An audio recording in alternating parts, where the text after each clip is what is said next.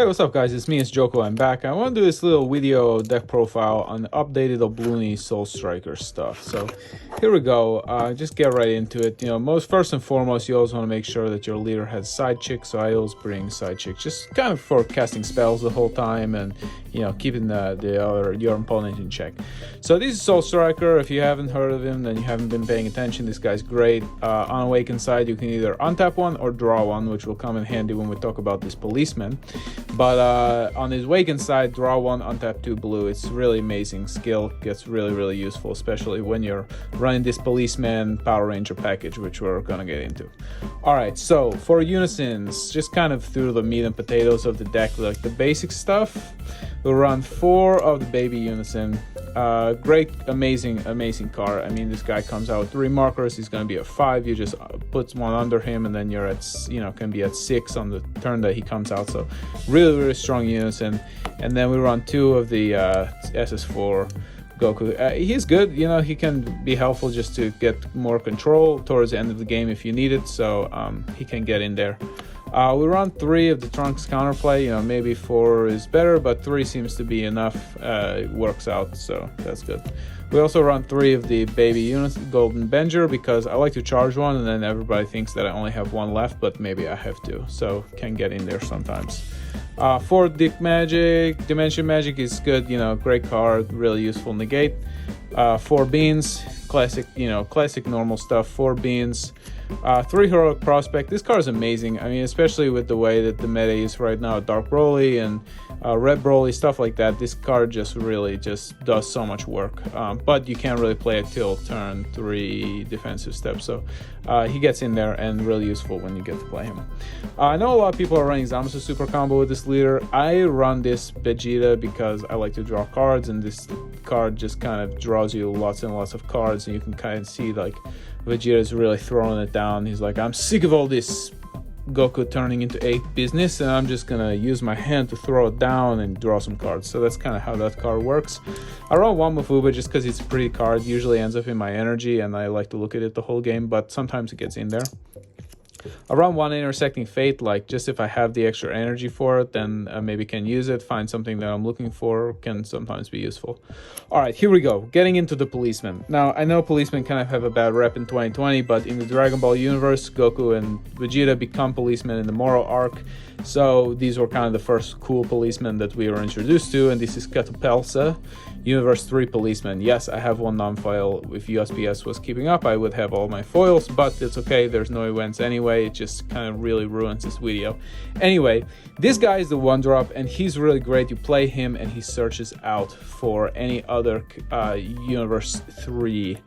You looked up 7. So if you see this guy turn 1, you play him, it's really likely you're going to see this guy, and with your leader skill, instead of drawing on your unawakened side, you swing, untap 1, and then you have the energy to go into this guy.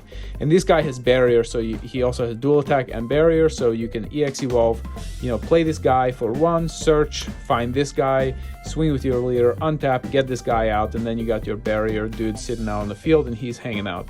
Because when you go from the 4 into the 5, you kind of can run into some counterplay issues because this guy does not have barrier. But this one and the 6 both have barrier. So he costs 1 to play, so you get him out for 1, and then if he is out on turn 2, you're going to be able to get this guy out. And he's pretty thick. He's got this double strike crit 25k, so it's pretty dangerous, and he also warps a card and draws a card.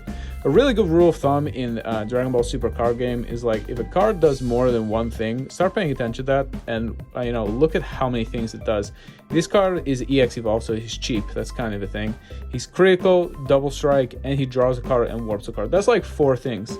Guess who else does 4 things? OBLUNI. Okay, so I just run 3 of these guys, and then I run 2 of these guys. And this one is EX Evolve for 1. You can play him on top of the 5-drop. A lot of time this chain gets interrupted, so that's why I don't always expect to go all the way up, and I want to have some other stuff in the deck that kind of gets there. But if this guy gets out there, oh man, I mean, look at this. Critical, double strike, dual attack, barrier. When a card evolves into this card, stand it up. So you can like swing with this guy with a double strike crit, evolve for 1, and then boom, he's back up and he's got 2 more double strike crit 30k. I mean, that's dangerous, man. You want to be really careful. But there are a lot of cards in the meta right now. Your Violent Raise is going to slow this play down, or Trunks or Prospect's gonna slow this play down as well. So you want to, you know, have other routes and don't fully rely on this, and stick to have a 10k. So I just run 2 of these and 3 of these, but the other 2 I run 4 of, because late game, you know, if you just have 1 energy open or 2 energy open or something, you can, you know, you can play this guy for 1, and then you can evolve him and then swing with him and Bean, and then you got a 20k boy for 2 attacks there. So, you know, if your OBLUNI tokens don't get in there, sometimes that man can get in there. Anyway, so 1 ready to rumble Vegeta. Really, the only reason I like to play this card is because I really like the title of the card, and when you play this card, you can't say in a really loud voice, "Are you ready to rumble?" And then you play the card, and then everybody's like, "Oh my god, my life." And that's kind of why it's so fun. I play 1 at all costs Vegeta, because really, like, if you play Unison turn 3 and you're at 5 life, they're gonna swing at your Unison, they're not gonna swing at your life, and you may not be in super combo range. So turn 4, he might be a good play to, like, play him out. You know, you get an energy back, you draw a card, and then you can take 2 life, KO something, and if you get to do all of that, then you know, you'll be in super combo range, and you got a triple strike, you know, however many K on the board. Or turn 5, really, you got to do that. But you can still take life turn 4. And you can still get back energy for OBLUNI. So he's just you know, just kind of gets in there sometimes. I just run 1. I like to run 1-ups, you'll notice. It's fun because, like, if you see it, and it gets there, but your whole deck doesn't revolve around it, so it's fun to have options. 3 OBLUNI. I think these cards are still great. I know people are like, "Oh, OBLUNI is old news," but, you know, once he gets in there and he starts doing work, I mean, I played 3 OBLUNIs the other night in, like, 2 turns, and they felt great. I had like 12 tokens on the board, all these really, really nice looking women, and OBLUNI was just kind of a master with the hair. I was activating main, and it's just such fun time. So I think OBLUNI is great, but I think 4 is probably too much. I think 3 is good. So I run 1 Son Goku Path to Infinite, and honestly, really, it's just to get OBLUNI back into my hand. Like, if I play OBLUNI and I activate main and I'm gonna get the energy back and I have an energy open, I'll just play Path to the Infinite just to get OBLUNI back into my hand so I can play him again next turn. But it also gives you EX Evolve target. Like, if you have this and they have a big board, it's a good option. Like, if they don't have any energy open and you can get him out there, it's going to clear the board. You also got this, you know, this guy you can combo against triple stack. So it's fun to just have 1. Like, if you see it and he gets in there, so cool. And then, you know, late game, if you got to 7 energy and you play this guy, it's pretty much GG's. So I play 1 of them in here. And then, of course, Baby Hatch. Best blue secret in the rare. I've been saying it since it was dropped, and nobody listened to me, but now it's becoming really expensive. So pick yours up, because this guy is not going to start going down in price. He's only going to go up in price. This is the best secret rare blue can play. It just stops the turn and you get a body on board, and it's free. It's like, if a secret rare is free, I don't know what you're thinking if you're not playing it. But really, best card in the game, I think, right now is this card. This card is amazing, and if you haven't picked it up, pick it up however you can. I know they were bought out or whatever, but this card is just so good. And, you know, this card came out and people were like, "Oh, I want double strike crit, man on a mission." But if you think about it, like, Man on a Mission is good in one situation. He's good when your opponent is at 5 life and you want to get them to 3, because he really can put pressure in those situations easily. But this guy is a finisher. This guy, he's going to come in there, he's going to win the game. I mean, if you have a Bean in blue and you throw a Bean on this guy and you're going to double strike or dual attack for 30, it just forces cards out of your opponent's hand. They're going to have to lose cards in one or another situation. And then if you have some other tricks up your sleeve, you know, like, you can also bait out counterplays with this guy. Like, people don't want to deal with him and to see him. So that's pretty much the deck. I think it's 51 cards. I think this is the 51st card, but he's well worth it. Yeah, so again, for ratios, I do 3 of these Policemen.